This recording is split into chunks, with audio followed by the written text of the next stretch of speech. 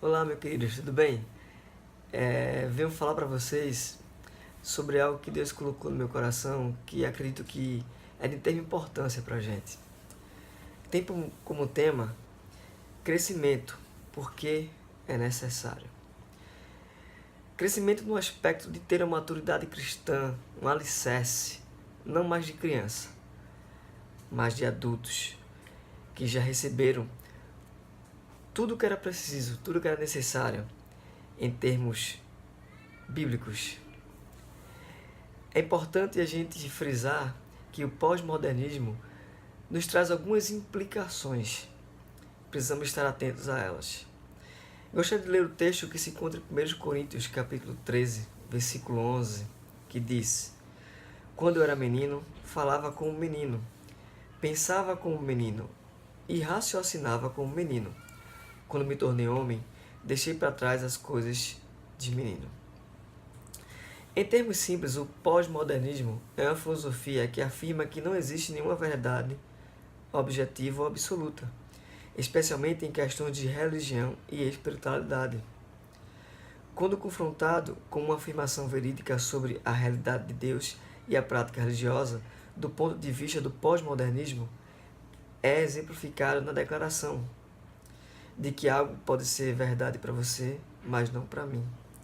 Embora a tua resposta seja completamente apropriada quando se fala de comidas favoritas ou preferências musicais, por exemplo, tal mentalidade é perigosa quando aplicada à realidade, porque confunde questões de opinião com questões de verdade. Todos nós, com certeza, já ouvi um dia ou vem ouvido várias vezes numa conversa, numa roda de amigos, de que exatamente aquilo que é verdade para você pode não ser verdade para o outro. E isso é um grande perigo da filosofia pós-moderna. Vamos entender mais um pouquinho isso, porque existem os perigos do pós-modernismo. E eu gostaria de falar que o primeiro grande perigo é a verdade relativa. A posição do pós-modernismo quanto à verdade relativa é a consequência de muitas gerações de pensamentos filosóficos. De Agostinho à Reforma, os aspectos intelectuais da civilização ocidental e o conceito de verdade foram dominados pelos teólogos. No entanto, com o renascimento dos séculos XIV a XVII, os pensadores começaram a elevar a humanidade ao centro da realidade. Se olhássemos os períodos da história como a árvore genealógica, o Renascimento seria a avó do modernismo e o iluminismo seria sua mãe. A afirmação "penso logo existo" de René Descartes personifica o início da época. Deus não era mais o centro da verdade. O homem era o centro da verdade. O iluminismo foi, de certa forma, a imposição completa do modelo científico de racionalidade sobre todos os aspectos da verdade. Alegou que somente dados científicos poderiam ser obviamente entendidos, definidos e defendidos. A verdade, como pertencia à religião, foi descartada, completamente descartada. E aí entramos numa onda muito grande da verdade relativa. A religião, isso é, a teologia, passou a não ser mais verdade de forma nenhuma, porque para esse movimento passou simplesmente a ser uma opinião, passou simplesmente a ser um achismo, quando tudo tem que ser comprovado de forma científica. Isto é, o homem e suas razões. Se nada fosse explicado de forma racional, não poderia ser dito que era uma verdade. E o pós-modernismo abraçou isso, com a evolução dos pensamentos, de uma forma muito mais complexa, chegando a afirmar exatamente que até as coisas que são comprovadas cientificamente podem não ser verdade. E aí a gente começa a ter essa mistura, e exatamente o primeiro grande perigo para o cristão do pós-modernismo é a verdade relativa. E gostaria de pontuar mais um pouquinho sobre a verdade relativa, porque muitos de nós, servos de Deus, entramos nessa onda da verdade relativa. A gente acha que às vezes tem que recuar por causa de um pensamento científico, muitas vezes do outro, ou simplesmente um pensamento não científico, e nossa verdade a gente procura colocar em segundo plano porque nós próprios passamos a acreditar que pode ser até relativa essa verdade. A segunda coisa que precisamos ter cuidado é a perda do discernimento. A segunda coisa que o pós-modernismo pode provocar para a gente é a perda do discernimento. O grande teólogo Thomas de Aquino disse: é a tarefa do filósofo fazer distinções. É a tarefa do filósofo fazer distinções. E eu digo também que a tarefa de todo cristão é fazer essa distinção, é analisar aquilo que estamos passando, olhando como a Bíblia nos ensina e termos discernimento do que é certo e do que é errado, segundo a Bíblia. Tal situação caótica torna impossível fazer distinções significativas ou duradouras entre interpretações diferentes, porque não existe um padrão que possa ser usado. Isso se aplica especialmente a questões de fé e religião. Tentar fazer distinções adequadas e significativas na área da religião não é mais significativo do que discutir que chocolate tem sabor melhor, o amargo ou o doce.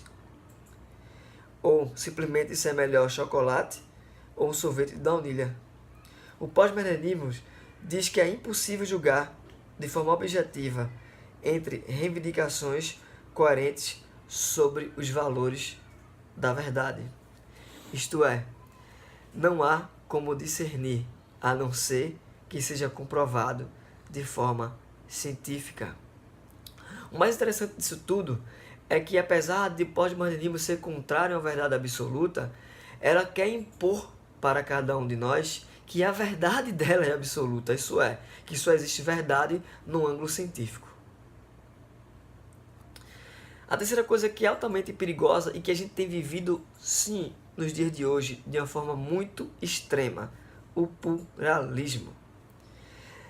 Se a verdade absoluta não existe, e se não houve nenhuma maneira de fazer distinções significativas entre o certo e o errado dos diferentes credos e religiões, então a conclusão natural é de que todas as crenças devem ser consideradas igualmente válidas. O termo apropriado para este comportamento do pós-modernismo é pluralismo filosófico. Com o pluralismo, nenhuma religião tem o direito de pronunciar a si mesma verdadeira e as outras religiões concorrentes falsas ou inferiores. Para aqueles que defendem o pluralismo religioso e filosófico, não existe mais nenhuma heresia, exceto talvez a visão de que você sim é herege.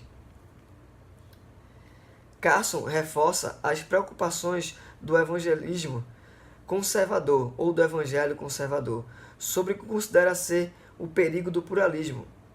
No meu humor mais sombrio, às vezes me pergunto se a cara feia do que chamo de pluralismo filosófico é a mais perigosa ameaça ao evangelho desde o surgimento da heresia gnóstica no segundo século. Olha o que ele fala, que é bem profundo. Ele realmente coloca o pluralismo filosófico como uma das grandes, se não uma das maiores ameaças ao evangelho.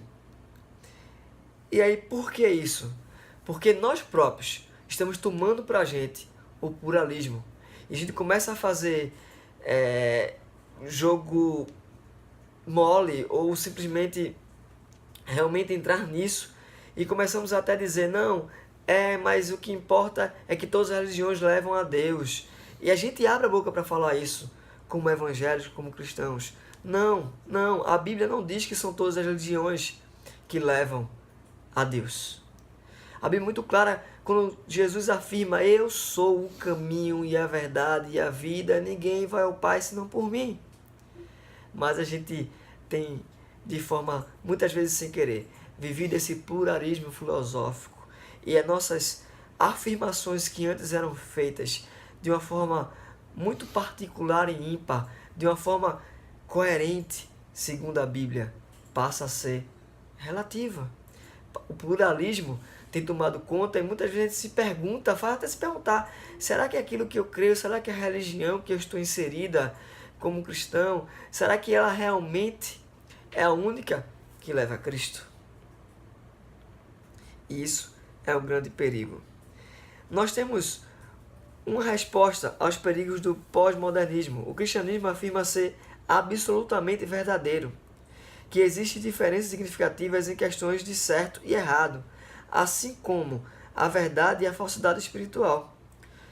E que, para ser correto em suas afirmações sobre Deus, todas as reivindicações contrárias das religiões concorrentes devem ser incorretas. Tal postura provoca gritos de arrogância e intolerância do pós-modernismo e não nosso. No entanto, a verdade não é questão de atitude ou preferência. E quando analisada de perto, as bases do pós-modernismo demonstram rapidamente, revelando que as reivindicações do cristianismo são plausíveis e convincentes. O cristianismo afirma que a verdade absoluta existe. Sim, Jesus é a verdade absoluta. Podemos ver lá em João 18:37. O pós-modernismo diz que nenhuma verdade deve ser afirmada, mas a sua posição é autodestrutiva. Ele afirma pelo menos uma verdade absoluta e que nenhuma verdade deve ser afirmada. Isso significa que o pós-modernismo acredita na verdade absoluta. Os seus filósofos escrevem livros afirmando coisas que esperam que seus leitores abracem como verdade.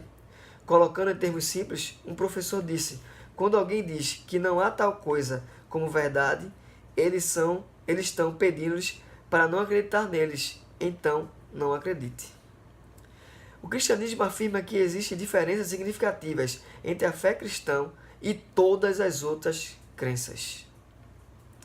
Finalmente, o cristianismo afirma ser uma verdade universal no que diz respeito à condição perdida do homem diante de Deus, ao sacrifício de Cristo em favor da humanidade caída e à separação entre Deus e o homem.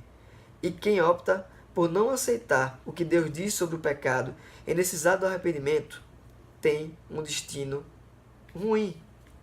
Quando Paulo dirigiu-se aos filósofos, ele não relativou, ele não foi plural, ele pregou a verdade absoluta.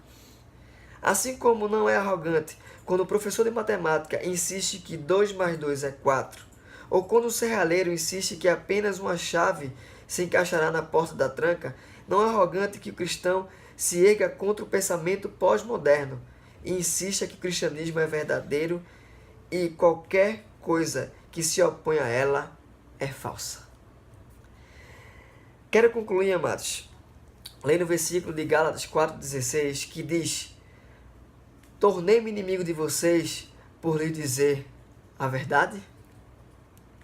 Meus amados, que possamos sim ler a Bíblia de forma com fé, acreditando de fato que ela é luz para nossas vidas e que nela contém a verdade absoluta, e que possamos deixar de lado o pós-modernismo que está entreado em nós, porque desde muito cedo vamos à escola e crescemos bombardeados por isso por todos os lados.